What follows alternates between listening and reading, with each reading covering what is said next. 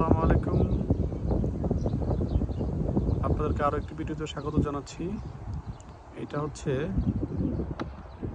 নরওয়ের একটি cricket ground, যেখানে আসলে প্র্যাকটিসের ম্যাচগুলো খেলা হয়।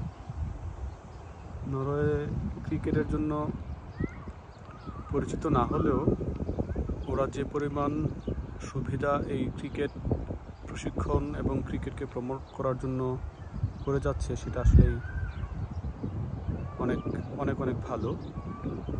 তো এইটাতে আজকে একটা ম্যাচ আছে এখানে আমাদের।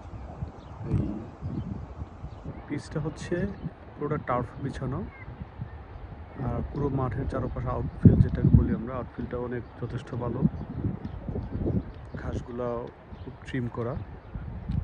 বেসিক্যালি এই মাঠে শুধু ক্রিকেট না, বেসবলেরও একটা কোর্ট আছে, সেখানে বেসবলও খেলা হয়। পাশে এটা একটা স্টেডিয়াম, এখানে হচ্ছে স্প্রিন্ট হয়।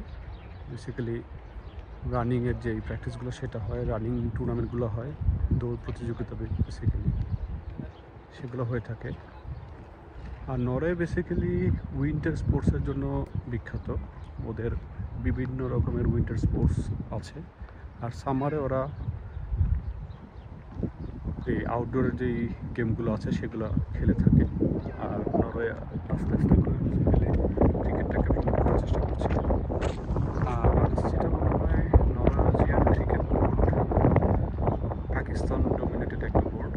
বেসিক্যালি পাকিস্তানে যারা পুরাতন এই অভিবাসী এখানে আছে, আগে যারা এখানে এসেছেন, ক্রিকেট পছন্দ করেন, তারা ক্রিকেটটাকে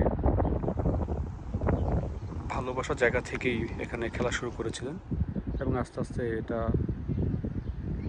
একটা পপুলার খেলায় রূপান্তরিত হওয়ার কারণে নরওয়েজিয়ান ক্রিকেট বোর্ড হয়েছে, এবং তারা সেখানে বাজেট বাড়িয়েছে এবং বিভিন্ন রকমের ক্লাবগুলোকে প্যাট্রোনাইজ করার চেষ্টা করতেছে।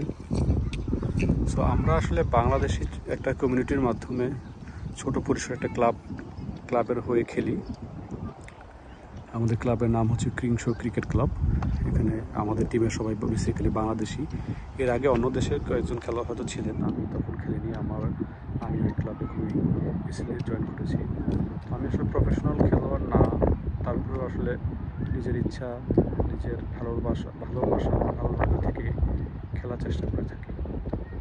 আজকের ম্যাচের জন্য আসলে দোয়া করবেন সবাই আমাকে, আর শুভকামনা সবার জন্য। ভালো থাকবেন।